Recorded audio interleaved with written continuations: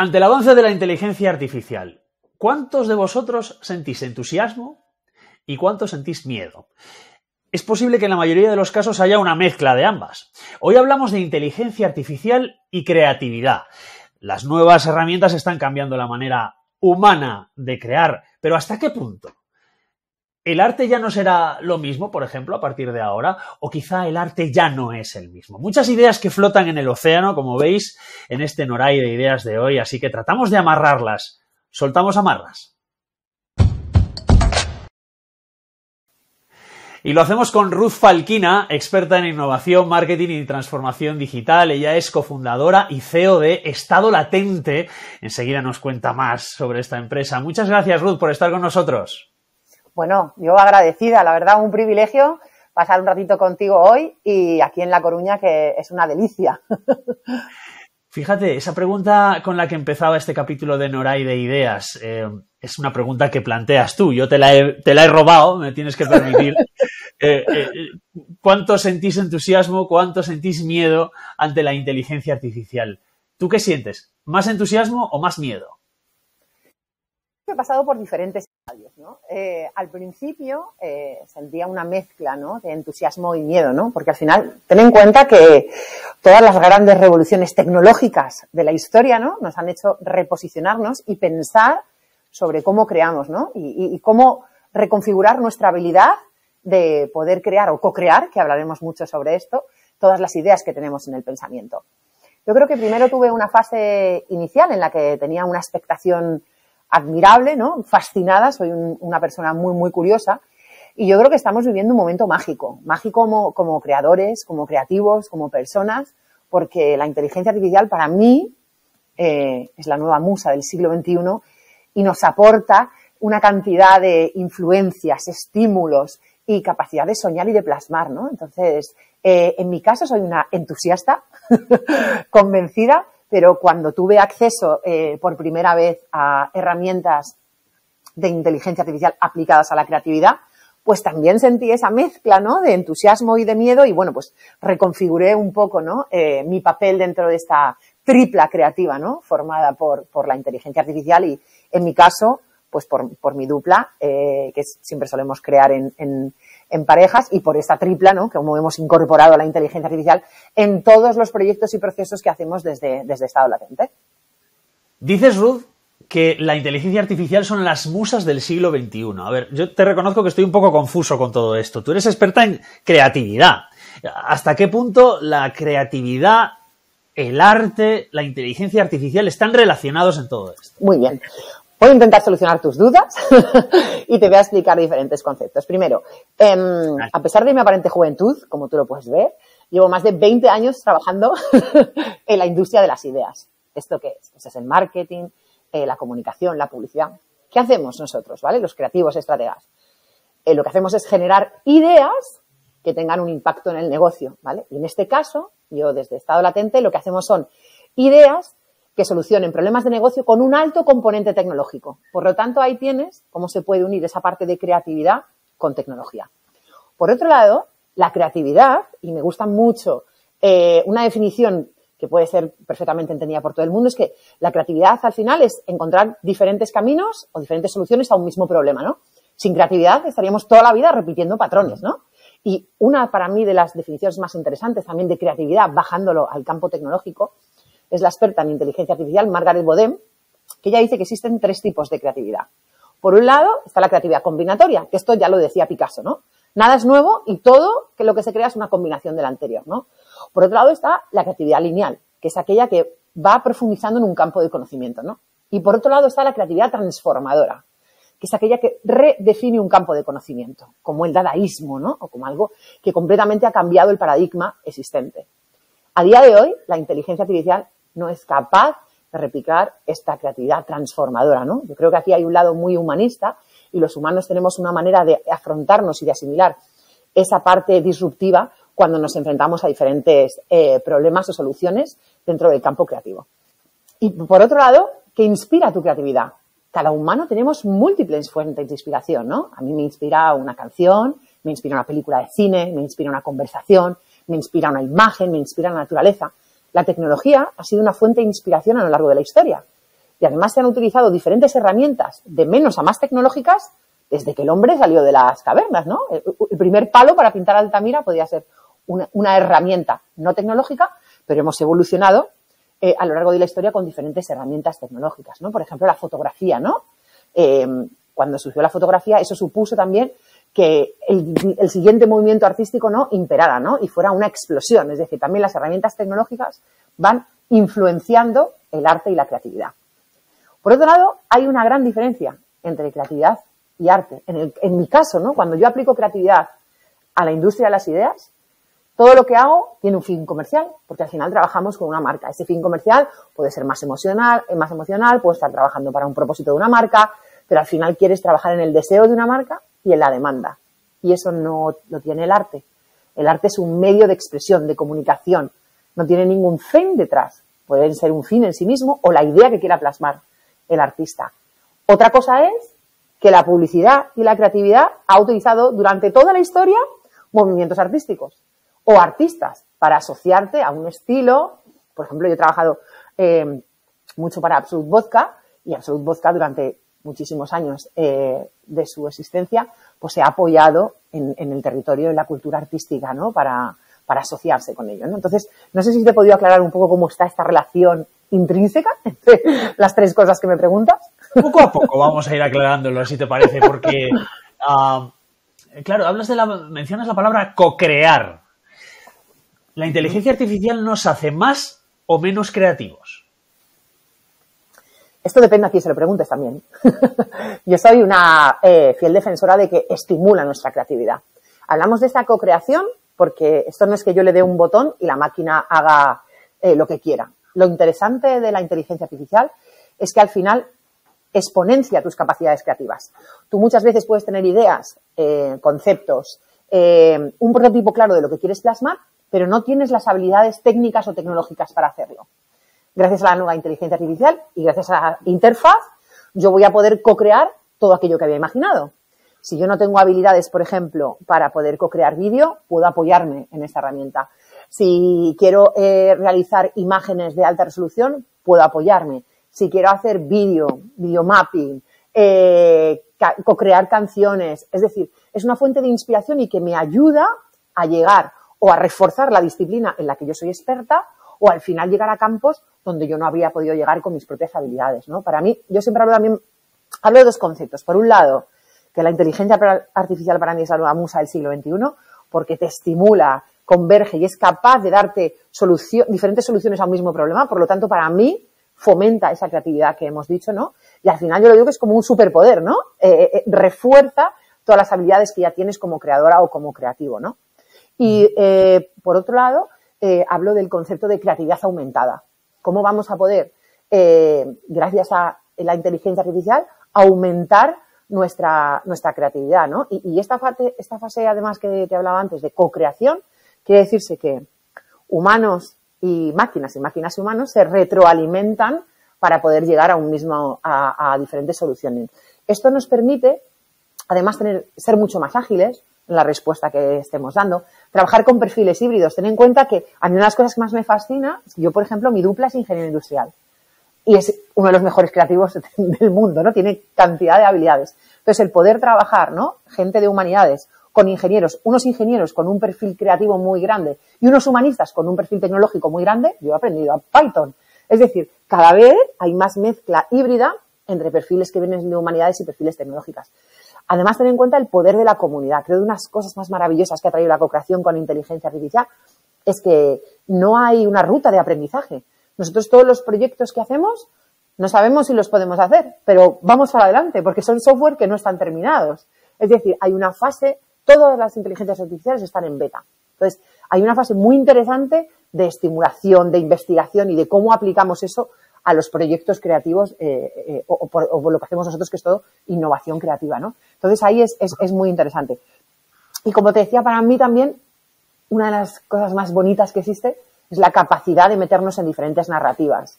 La inteligencia artificial, y en nuestro caso, nos ha permitido hacer proyectos de packaging, videoclips, por ejemplo, el escenario del Mobile World Congress. Hemos hecho tantos proyectos gracias a la inteligencia artificial que, como te digo, ha exponenciado nuestra capacidad creativa y cómo no llamarla musa, ¿no? De la manera que nos inspira y la versatilidad creativa que nos aporta. Ajá, lo entiendo, lo voy entendiendo poco a poco, pero es cierto que de esa pregunta que lanzábamos al inicio, si sientes emoción o sientes miedo, yo soy más de los que siente miedo, pero el miedo a veces se motiva por el desconocimiento, ¿no? Y cuando empiezas a conocer las cosas, ya se te va quitando un poquito el miedo. Te voy a poner un ejemplo, una reflexión. El GPS del coche. El GPS del coche, tú pones tu destino y te va a llevar a tu destino y demás. Pero a mí me ha pasado alguna vez que de repente el GPS se te apaga o de repente tiene un error y no funciona y te tienes que orientar por ti mismo, a la antigua usanza, sin tecnología. Y estás completamente desorientado porque ibas tan pendiente de seguir el GPS que ya no estabas atendiendo a otro tipo de historias. Esto es, no sé, si una metáfora o algo de lo que pudiese ocurrir en el caso de que lleguemos a un punto de dependencia tal de la tecnología, de la inteligencia artificial, para expandir nuestra creación, que nos olvidemos de la creación intrínseca que tenemos nosotros como seres humanos. ¿Qué opinas tú de esto? Creo que no es así. Yo creo, mira, por ejemplo, ya te digo que existen tantos procesos creativos como personas creadoras en el mundo. En mi caso o en nuestro caso, que yo co-cree con inteligencia artificial no significa que abandone un método creativo analógico o convencional, como quieras llamarlo. Y te lo pongo con un ejemplo muy sencillo.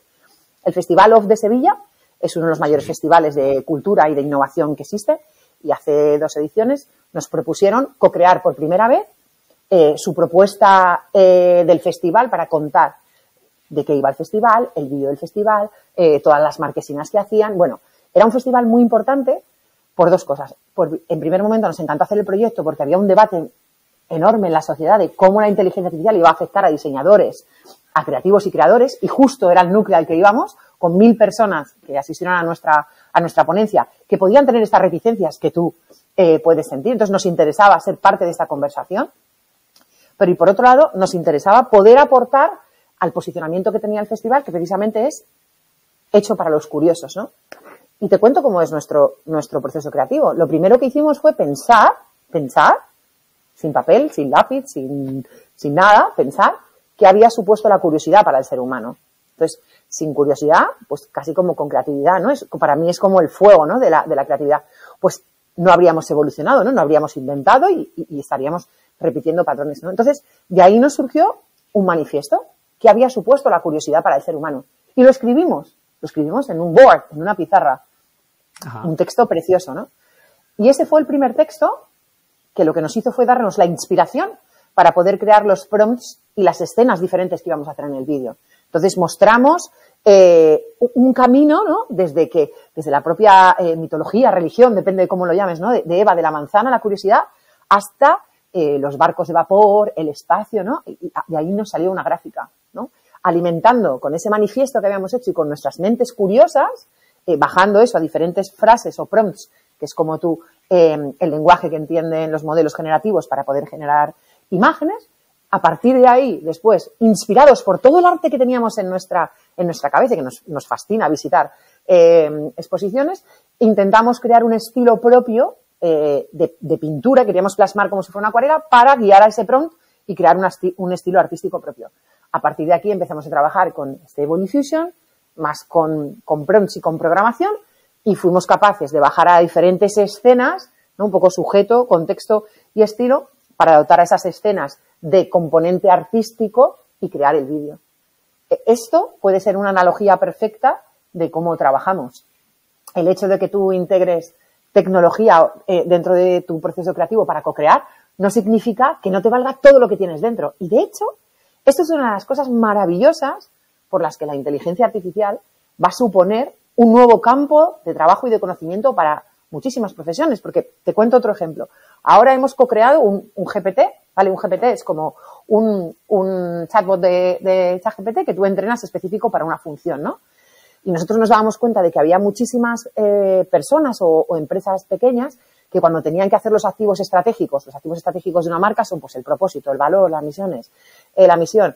Y cuando tienen que hacer los activos creativos, pues el logotipo, un mood board, tal. Cuando empezaban, pues necesitaban una dosis extra de inspiración. Entonces nosotros cogimos todo lo que sabemos de estrategia, ya te digo que yo llevo trabajando más de 20 años y mi dupla igual, todo lo que sabemos de creatividad y creamos este GPT abierto a todo el mundo con instrucciones para que tú puedas seguir los pasos para poder co-crear los activos estratégicos y creativos de una marca. Eso sería imposible. Si tú no sabes de estrategia, no sabes de creatividad, sería imposible hacer un GPT así. Por lo tanto, lo bonito es aplicar todo el conocimiento que tú ya tienes previo, toda tu mochila y todo tu background con la inteligencia artificial. Y te pongo otro caso. Una de las mejores cosas o acciones que puedes hacer cuando estés co-creando imágenes con inteligencia artificial es aplicar todo lo que sabes de fotografía, de diseño, de vectorización, de estilos artísticos, de fotógrafos, porque eso es lo que te enriquece el prompt. Por ejemplo, otro de los proyectos que hicimos, que fue el primer packaging en el mundo que se co-creó con inteligencia artificial, lo hicimos con una estética y con un universo único de color porque habíamos analizado cómo eran las estéticas de toda la competencia, pero porque teníamos un conocimiento previo de diseño, de lo que queríamos comunicar, de cómo queríamos hacer una propuesta de valor diferente, cómo queríamos crear un zumo que transmitiera el concepto que creamos para la marca, que era free de flavor, porque es un zumo natural que lo mueves y está hecho con alta presión. O sea, es que fuimos mezclando capas de lo que ya sabes de la marca, los conocimientos anteriores que tienes, como quieres, ves la perspectiva y luego integramos con toda la tecnología. No sé si te contesta la pregunta. Poco a poco me vas convenciendo y me vas quitando el miedo, que lo sepas. De hecho, has mencionado antes, en la historia de la evolución humana, el arte, ¿no? Que está ligado con la creatividad y con también las herramientas, las nuevas herramientas que va teniendo el ser humano. Mencionabas la fotografía, cómo al inicio la fotografía no estaba incluida o aceptada como una disciplina que podría ser artística. La pregunta es, ¿crees que veremos en un museo en un futuro o en un presente obras hechas con inteligencia artificial? Yo creo que la palabra es co-creación. Creo que tú como artista puedes utilizar como herramienta la inteligencia artificial para expresarte, pero no todas las personas que utilizan inteligencia artificial tienen por qué ser artistas. Entonces, aquí tienes dos vías. Tú puedes utilizar, al final es una herramienta, es un sistema, es un lenguaje que tú puedes decidir la utilidad que le des.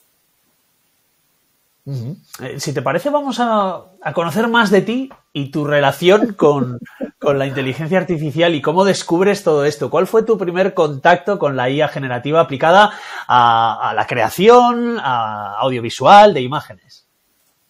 El primer proyecto de todos fue hace 5 años, cuando arranca mi doctorado. Yo estoy haciendo el doctorado sobre el impacto que tiene la inteligencia artificial en la construcción de marcas y todavía no existían herramientas como Stable Diffusion, como Midjourney, como ChatGPT, no existía nada.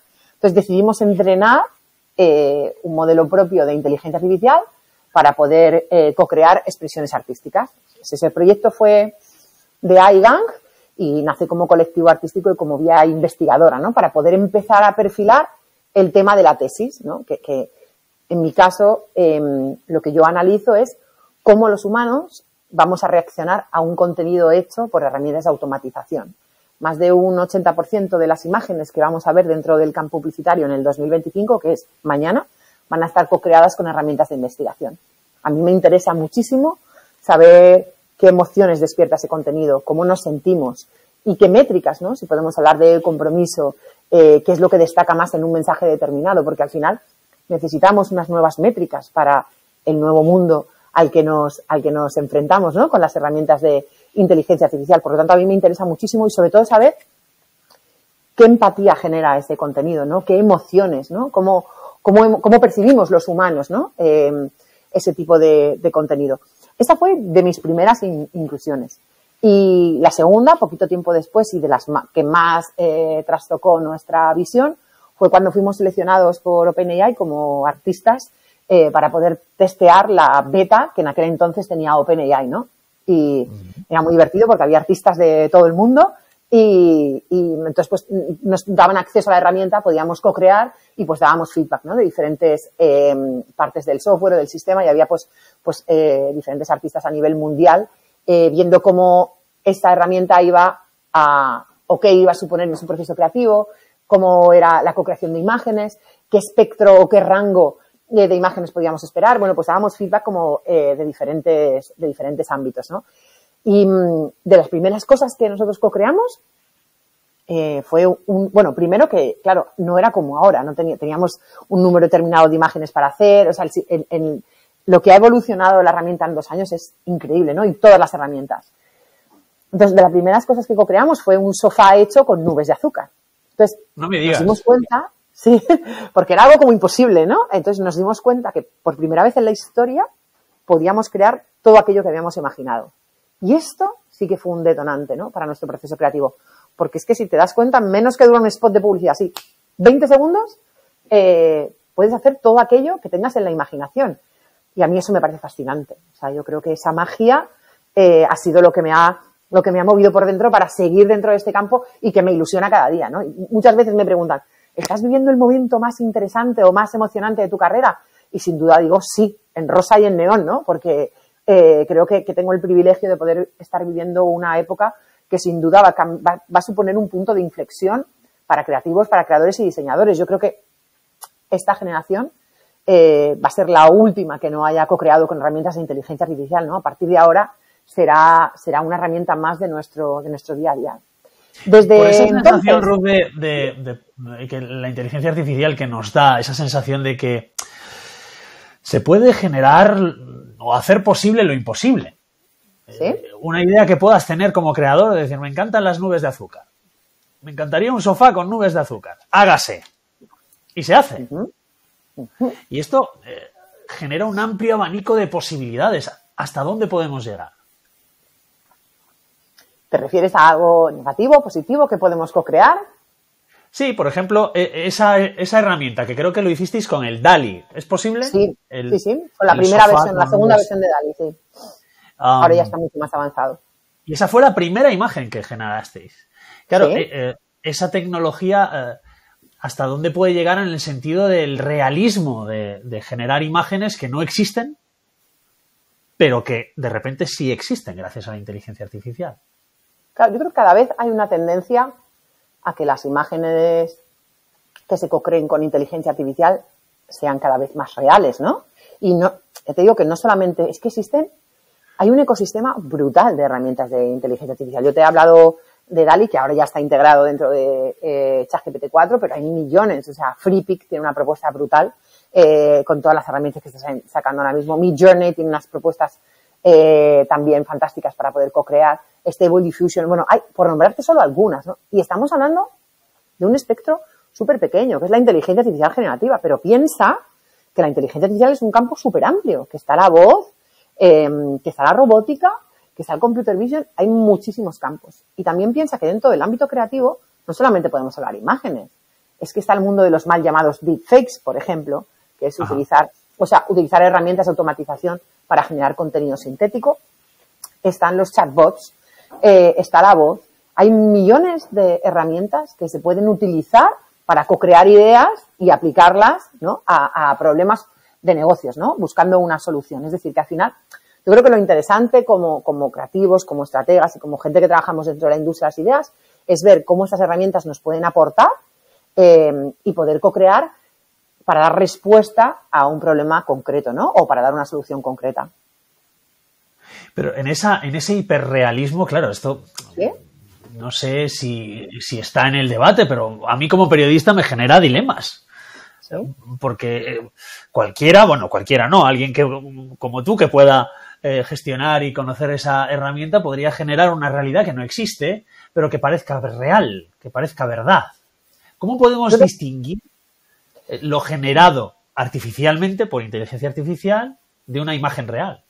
Yo creo que aquí hay dos debates. Creo que, por un lado, y yo te lo digo como mujer, que yo fui embajadora de Mujeres Tech, y veo la realidad que todas estas herramientas muestran sobre las mujeres, hace falta diversidad. Hace falta que realmente la inteligencia artificial muestre a las mujeres como somos, con nuestra diversidad de pieles, de cultura, de todo, ¿vale? O sea, creo que hace falta un realismo mucho más integrado en la sociedad. Y es uno de los campos que a mí me interesan, ¿no? El que, como sean entrenados estos modelos, muestren las mujeres en toda su amplitud. que creo que ahí es un punto que tenemos que trabajar y de mejora, ¿no? Evitar toda esa parte de sesgos. Y por otro lado, se me ha ido lo que te iba a decir. Sí, yo te preguntaba por el realismo, ¿no? Y te voy a decir vale. Problemas éticos que pueda generar o cómo podemos distinguir una imagen real que existe o una imagen generada por inteligencia artificial que pretende ser real y que desde luego lo parece. Vale.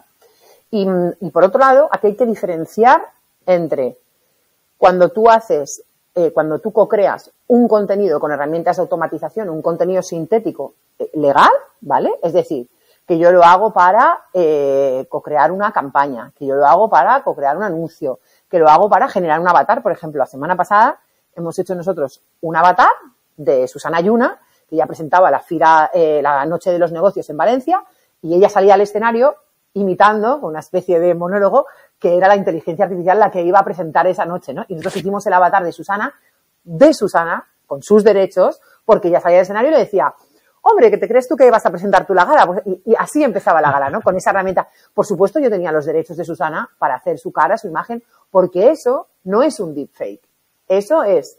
Lo que pasa es que, a ver si con la tesis doy con un naming que quite, ¿no? la parte negativa de la utilización de herramientas de automatización para generar un contenido sintético. Eso está perfectamente dentro de la legalidad. Eso hay una normativa. De hecho, para usos artísticos hay una normativa europea que tú lo puedes utilizar. Hay un montón de campañas que han utilizado este tipo de contenidos, ¿vale? Puedes hacer avatares, puedes hacer deepfakes. Eso es completamente legal. Otra cosa es que tú utilices la voz, la imagen o cualquier otro aspecto físico de una persona sin su permiso para generar contenido. Eso es completamente ilegal. Eso no se puede hacer. Pero tú, por ejemplo, recrear una voz de alguien para que luego, imagínate, esa voz la puedas utilizar en un podcast, en cualquier cosa, eso, Monocero Labs es una de las empresas también que más trabaja en este campo, que Nieves Ávalo es de Mujeres Tech y trabaja muchísimo en este campo, la generación de voces sintéticas, y eso con todos tus derechos, tú perfectamente es legal que clones tu voz y que cedas los derechos para cualquier uso dentro de podcast, dentro de videoclips, tú perfectamente puedes hacer eso. Pero claro, Ruth, es que hemos visto imágenes generadas por inteligencia artificial tan realistas. No sé, recuerdo una chica caminando por las calles de Tokio o un perro que están generadas por inteligencia artificial, pero tú las ves y dices, no, es que es un perro real. Esto, si cae en manos equivocadas, pueden generar, yo qué sé, en el ámbito de la política, de la geoestrategia, una imagen que pueda tener unos efectos. La duda ¿es posible distinguir si hay inteligencia artificial ahí o si es una imagen real? Sí, tú puedes utilizar softwares que te dicen si esa imagen ha sido co-creada con inteligencia artificial o no. Y te pongo un caso, por ejemplo, en el ámbito de la educación, ¿no? Yo, como te decía, estoy terminando mi tesis, terminando de escribirla, y claro, tú puedes utilizar herramientas de inteligencia artificial que te ayudan a buscar bibliografía, por ejemplo, o que te facilitan la lectura de papers, ¿no? De investigaciones en ese campo, pero por supuesto, tu objetivo como doctor es aportar el conocimiento establecido. No puedes utilizar inteligencia artificial para escribir una tesis. Entonces, hay softwares que detectan si tú has escrito parte o parcialmente o completamente una tesis con inteligencia artificial, ¿no? O sea, que en ese campo está. Y luego también, al final, todo el tema ético está yendo un poco por detrás de la tecnología, ¿no? Y aquí hay por ejemplo, expertas, ¿no? Como Mónica Villas, que también está dentro de Mujeres Tech, que se dedica a este campo específico, ¿no? de la ética. Y yo creo que hay muchísimas personas que están velando porque haya una tecnología ética, veraz, sin sesgos, ¿no? Que al final es lo que queremos todos, ¿no? Lo has mencionado en cierto modo, pero me gustaba hacerte la pregunta. ¿La inteligencia artificial es machista? Tiene sesgos, quieres decir, ¿no? Que no muestra los mismos géneros, ¿no? Hombre, depende, cada modelo ha sido entrenado con un dataset diferente, ¿no? Entonces yo creo que una de las tareas que tenemos como sociedad es que no lo sea, ¿no? Y que no tenga sesgos y que muestre a los dos géneros con la misma amplitud, ¿no? Y que al final, pues, seamos capaces de, como dice la gran Cristina Aranda, que es una experta en este campo, de hackear los estereotipos, ¿no? Y que al final esas imágenes, si hablamos de que en el año 2025 un 80% de las imágenes que vamos a recibir dentro de la industria de las ideas van a estar co-creadas con herramientas de automatización. Esas herramientas deben mostrar a una mujer real, diversa, desde todos los puntos de vista, diversa a nivel de creencias, de corporalidad, de mentalidad, ¿no? Pues como te decía, en toda la amplitud, ¿no? Yo creo que yo como fiel defensora del papel de la mujer dentro del campo de la tecnología, creo que tenemos el deber, y yo voy a seguir abogando porque no lo sea, y porque al final la tecnología cada vez tenga menos sesgos, ¿no? Si le pedimos a una inteligencia artificial que genere el primer plano de un hombre de 60 años, español, en un bar, ¿la cara de ese hombre que va a generar puede existir en la realidad? No. Estos son modelos de difusión que han sido entrenados con un montón de imágenes y son imágenes que se crean en ese momento. No existe. Las imágenes que genera cualquier herramienta de inteligencia artificial no existen. No es alguien que te vayas a encontrar por la calle. Claro, pero hablábamos el otro día con los amigos. Imagínate la paradoja, que se genera esa imagen y alguien en la calle dice, pero si soy yo, me parezco. Yo creo que eso podría ser perfectamente el storytelling para un capítulo de Black Mirror. Creo que podrías tener ahí... Podríamos hacerlo, lo podemos ya registrar tú y yo aquí. Como idea de guión, ¿no? Y escribirlo. Ruth, ¿cómo sería un prompt, ya que los has mencionado, para un vídeo promocional de este capítulo de Noray de Ideas, contigo como invitada, de unos 20 segundos? ¿Cómo funciona? Lo primero que me plantearía es qué quiero mostrar en esa escena. O sea, primero yo empiezo a pensar, ten en cuenta que cuando yo quiero que la herramienta haga exactamente lo que yo tengo en mi mente, lo primero que hago es visualizar la escena, ¿no? Hago esa fase de visionado. Pues yo quiero que en esa escena haya un primer plano, un sujeto, que soy yo, que es una mujer con pelo largo, en un primer plano, por la parte de detrás, lo que quiero es que haya una mesa con un robot a la izquierda, otro a la derecha. Quiero que el fondo, imagínate que en vez de crear esta realidad, a mí me apetece que el fondo esté en blanco y negro, o quiero que esté a lápiz, o quiero que sea a través de una cámara Leica, o que sea a través de una Polaroid, ¿no? Pensaría primero cómo quiero que aparezca ese sujeto, luego cómo quiero que sea esa escena, ¿no? Que quiero que haya por detrás. ¿Cómo es la actitud de esa mujer? ¿En qué época del año está siendo? Si imagínate que quieres hacer un juego artístico y quieres que este podcast nos lo imaginamos en el año 2029 o 2059, ¿no? Dentro de un montón de años. ¿Cómo sería ese aspecto futurista? ¿Qué pasaría? ¿Cómo sería la luz? ¿Tendría una luz de nebulosa? ¿Tendría una luz de neón? ¿Cómo sería el objetivo? ¿Sería un objetivo macro? ¿Sería un plano cenital? ¿Sería un plano de lado? ¿Estaría de busto parlante? ¿O habría una mesa? ¿Cómo sería esa mesa? ¿Cómo serían los materiales?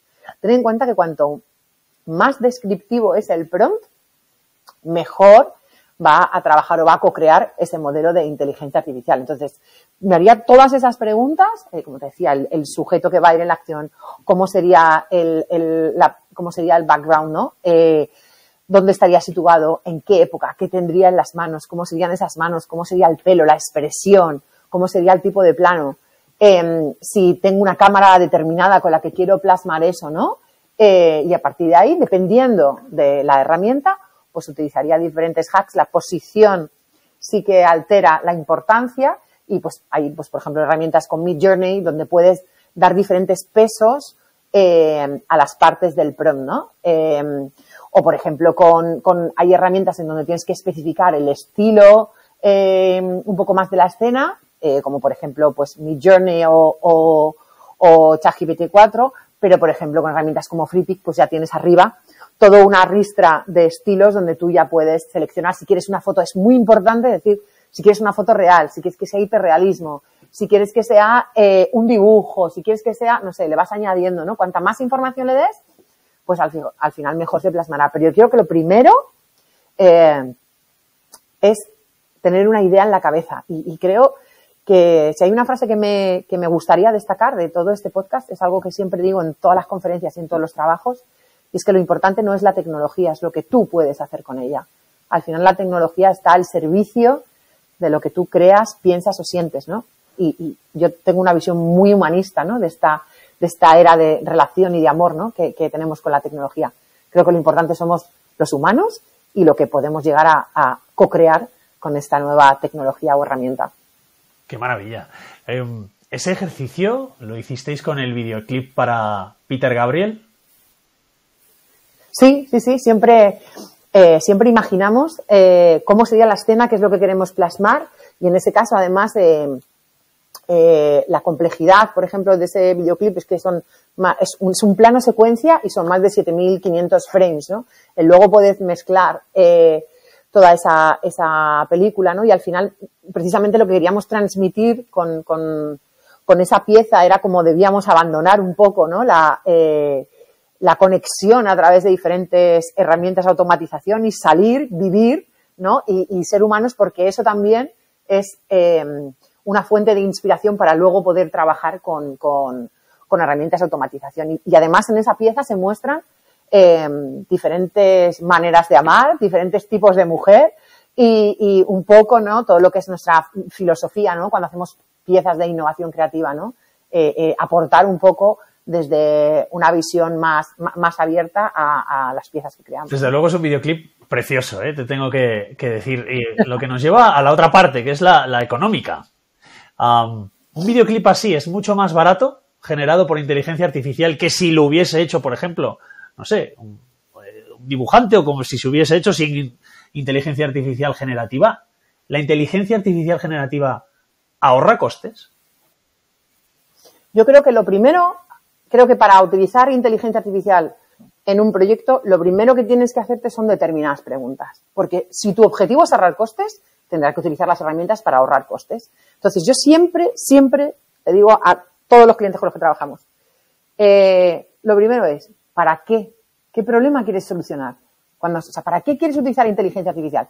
¿Es para que tu marca se asocie con determinados valores? ¿Es porque tienes un problema de solución de negocio? Que, por ejemplo, pues todo el tema de Customer Experience, quieres solucionar un problema o quieres tomar decisiones inteligentes con un gran conjunto de datos. Luego, ¿qué es lo que tienes? O sea, ¿qué datos tienes? ¿Cuáles son tus herramientas? ¿Cómo son esos datos? ¿De qué manera estás? Después, ¿cómo vas a priorizar el uso de lo que hayas hecho con inteligencia artificial? Es decir, nosotros siempre utilizamos una metodología que se llama I-Shape, que lo que hacemos es analizar cómo es el estado de tu marca y cómo es el estado del proyecto para, a partir de ahí, empezar a utilizar diferentes tecnologías.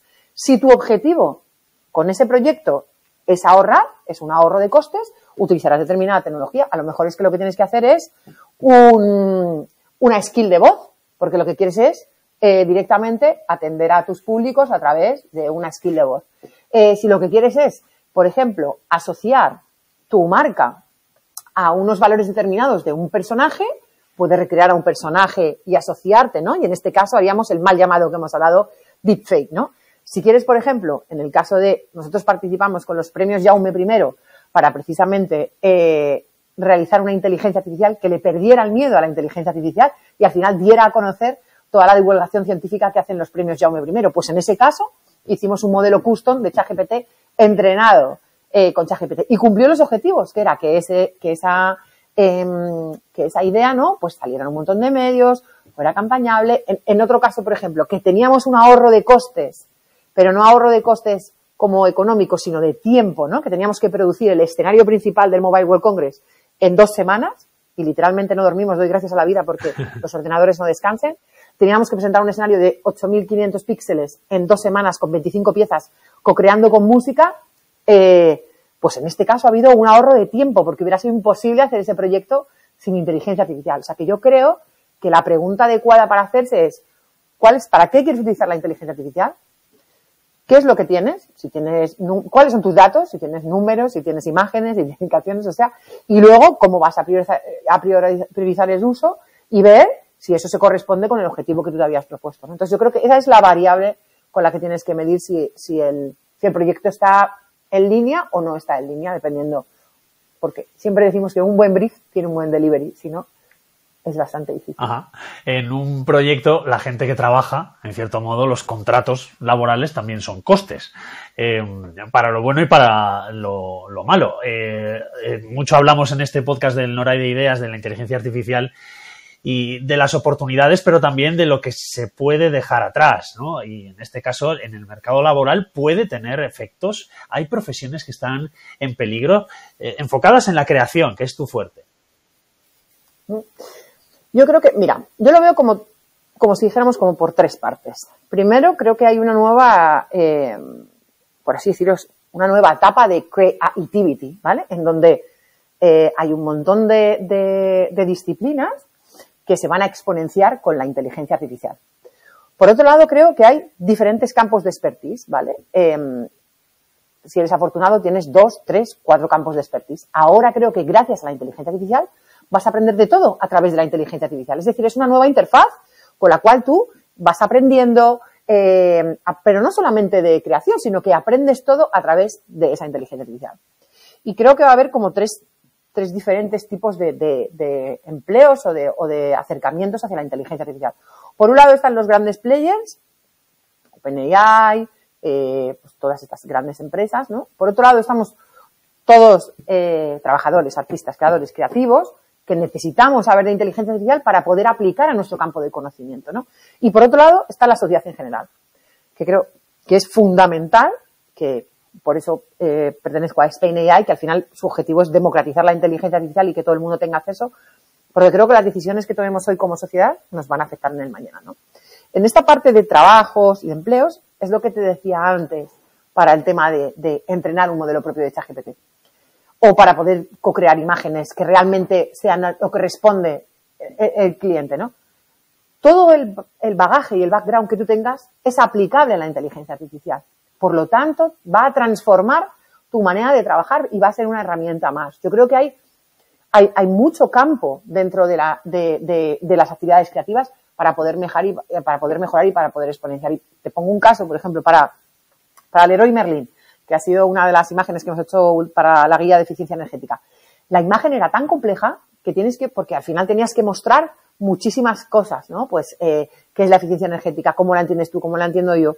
Pues radiadores, cristales, luz, un personaje principal. Es decir, que tienes todo lo que tú sabes de fotografía, diseño, escalado, situación de personajes. Te vale para poder co-crear esa imagen con inteligencia artificial. Es decir, que estás aplicando todo tu conocimiento en ese proyecto. Porque al final, ten en cuenta que en mi disciplina los tiempos que manejamos son de ayer, todo es para ayer. Entonces, cuanto más conocimiento tengas, menos tiempo vas a tardar en dar respuesta a ese brief, ¿no? Ajá. Y si todo es para ayer, has mencionado la importancia de la formación. Sí. En las nuevas generaciones también la inteligencia artificial se debería estar dando ya en los colegios e institutos. Sí, yo creo que sí. Yo creo que debe... bueno, por un lado, creo que esto al final es... Toda la vida vamos a estar aprendiendo. Yo aprendo cada día. O sea, yo leo una cantidad de papers y aprendo de las comunidades. O sea, yo creo que al final vas a tener que estar formándote durante toda tu vida, ¿no? Creo que aquí, incluso, o sea, nosotros hacemos como dos tipos de fases, ¿no? Por un lado, proyectos de formación y por otro lado, proyectos de transformación. Muchas veces lo que necesita un grupo de personas con unas habilidades determinadas es que puedas formar a un departamento o a un equipo para que al final este equipo pueda exponenciar al resto, ¿no? Y hemos formado un montón de empresas. O sea, WDR es el mayor grupo de comunicación de Alemania. BBVA, un montón de agencias creativas. O sea, aquí la parte de formación va a tener que ser continua porque ten en cuenta que las herramientas se actualizarán, pero yo creo que lo importante es que la inteligencia artificial es algo estratégico y debes integrarla en el proceso de trabajo, ¿no? Eso por un lado. Por otro lado, siempre, yo en mi caso, por ejemplo, lidero uno de los másteres más importantes que hay de inteligencia artificial aplicado a la industria de las ideas, donde hay un montón de profesionales de marketing y creativos. En 9 semanas aprendes de 0 a 100 con casos reales, ¿no? Y con un brief específico de una marca para poder poner todo el conocimiento aprendido, lo puedes poner directamente en práctica, ¿no? Esa será otra manera de aprender. Y luego, creo, de hecho, en uno de los eventos que mencionaba antes a Cristina Aranda, pero por ejemplo, Woman Tech es un evento súper interesante que ocurre en Huesca. Hace 2 años estuvimos en un taller de inteligencia artificial generativa donde participaron gente de todas las edades, desde niños a personas hasta cualquier edad, ¿no? Yo creo que es fundamental que los niños entiendan que la tecnología es una herramienta para poder crear, a partir de que tengan edad suficiente para utilizar pantallas, al final es una herramienta más para que puedan desarrollar sus habilidades. Y nosotros, por ejemplo, hicimos una historia co-creada con Miriam Tocino, que es una autora de libros de tecnología para niños, que explicábamos, y está abierto en Internet, qué es la inteligencia artificial y cómo hacer un taller de generación de ideas con inteligencia artificial para niños. O, por ejemplo, hemos hecho un workshop en Woman Tech, en donde había niños desde 8 años a gente de todas las edades, ¿no? Y esa mezcla de generaciones era súper rica a la hora de co-crear. Yo creo que no debemos tener miedo a la tecnología y a lo que nos pueda aportar si lo vemos, si entendemos las limitaciones, sabemos los riesgos y lo vemos como una herramienta expresiva y como una herramienta de expresión. Para eso es fundamental la educación también. Es fundamental educar desde la accesibilidad, educar desde el respeto, educar desde la ética y educar desde las vías creativas. Creo que no el prohibir o el aislar o el no dar acceso con estas reglas determinadas va a ser más nocivo que positivo. ¿Hay alguna profesión en concreto, por concretar, que se vea abocada a renovarse o morir?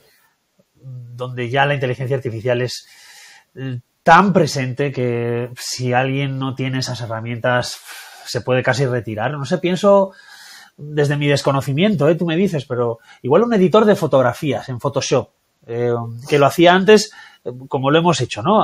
Con el ratón, a mano o con su paleta. Quizá eso, o tienes inteligencia artificial o te pasan por delante. Hay un plugin con IA que te facilita la vida y tú sigues siendo un editor maravilloso porque tenías talento editando imágenes. Es que al final lo que vas a aprender es una nueva habilidad. Vas a transformar esas skills, ¿no? O esas características que tú tienes.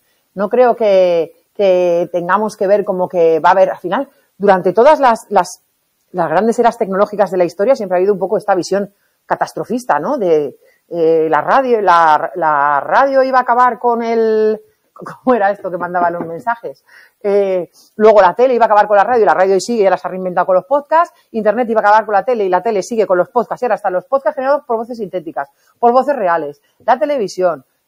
A mí que me encanta seguir escuchando la radio convencional de toda la vida, pero lo hago a través de Internet. La televisión se consume de 500 diferentes maneras. Es que creo que la vida es mucho más líquida, ¿no? Y al final vas a poder reinventarte o utilizar todo lo que sabes, porque te digo, es que al final, para mí lo importante no es la tecnología, es lo que tú puedes hacer con ella. Y vas a aprender a aplicar la tecnología a tu campo de conocimiento. Oye, Ruth, como creadora o co-creadora, tienes unos derechos de autor, entiendo yo. Cada vez que creas algo, por ejemplo, el sofá de las nubes de azúcar, que me apetece ahora una. ¿Eso quién lo firma? Si co-creas, ¿lo firmas tú con la inteligencia artificial o solo es tuyo? No, yo tengo cuando tú puedes utilizar cualquier imagen que tú has co-creado con inteligencia artificial, la puedes utilizar. Tú tienes los derechos de esa imagen. Al final, ten en cuenta que también hay el prompt test y todo lo que has utilizado en el desarrollo de esa imagen es tuyo, ¿no? Es decir, yo puedo utilizar esa imagen para un packaging, para un póster, para, no sé, para un contenido de televisión. Al final yo lo puedo utilizar. Pero con el mismo prompt, la inteligencia artificial generaría la misma imagen. No, genera cosas diferentes. O sea, que no se repite. Ante un mismo prompt se generan cosas distintas, dependiendo de muchísimas cosas, de en qué momento del día estés generando la imagen, quién la está generando. Muchas veces con un mismo prompt te salen soluciones distintas. Ajá. ¿Hay problemas con el tema de los derechos de autor en todo eso, en la creatividad? Es un gran dilema la inteligencia artificial en todo esto. ¿Está todo ya claro? No, yo creo que no está claro. Y creo que la tecnología está por delante de la legislación, ¿no? Y ahora mismo hay un montón de leyes que están empezando, tanto desde Europa como desde España, para que todo ese tema esté regulado. Ajá. Claro, hablábamos más de la parte del arte, que se nos escapa un poco, porque como tú bien has dicho, tú eres experta en la co-creación, creación de marcas, más dedicado a la empresa. Pero claro, ¿hasta qué punto pensábamos, la inteligencia artificial generativa es tan detallista, tan hiperrealista, que sería capaz de, por ejemplo, falsificar o replicar perfectamente una obra de arte. Como una obra de arte. Por ejemplo, un cuadro, Las Meninas. Obra de arte? Pongamos un cuadro que conozcamos todos, Las Meninas de Velázquez. ¿La inteligencia artificial generativa tiene la capacidad o la tendrá en unos años vista de poder replicar eso al detalle?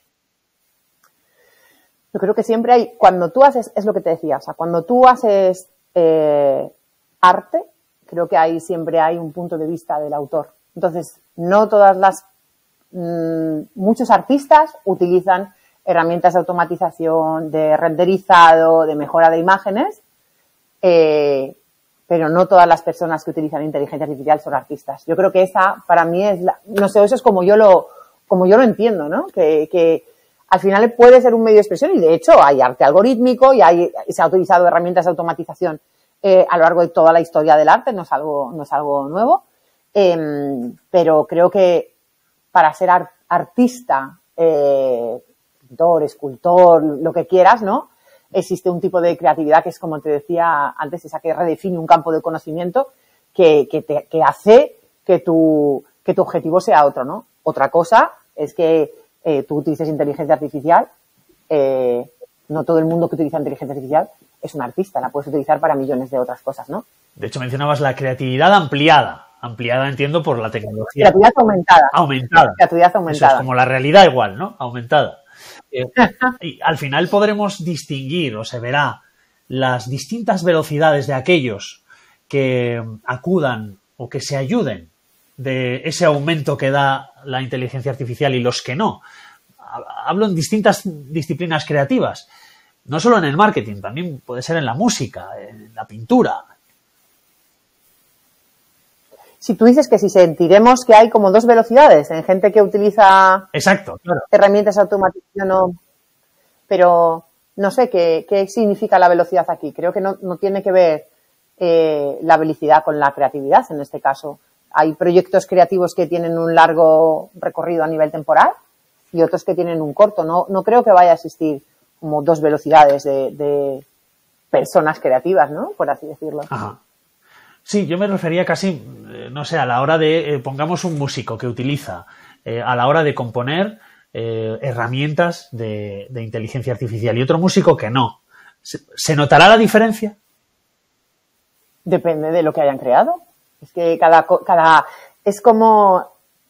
obra, cada artista, es un mundo. Es muy complicado extraer conclusiones de algo tan amplio.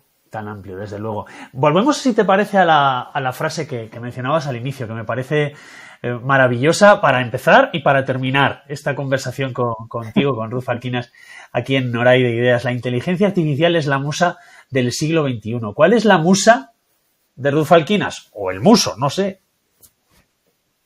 Bueno, pues para mí no hay musa mayor que mi dupla, que es Ángel Alonso, que es, ya te digo, es tecnólogo, ingeniero, creativo, lleva más de 25 años creando todo tipo de disciplinas. Creo que conversar con él es como conversar con Leonardo da Vinci. Al final creo que hacemos una dupla, no, una tripla explosiva entre toda la inteligencia artificial que utilizamos y nuestras dos mentes y nuestros conocimientos.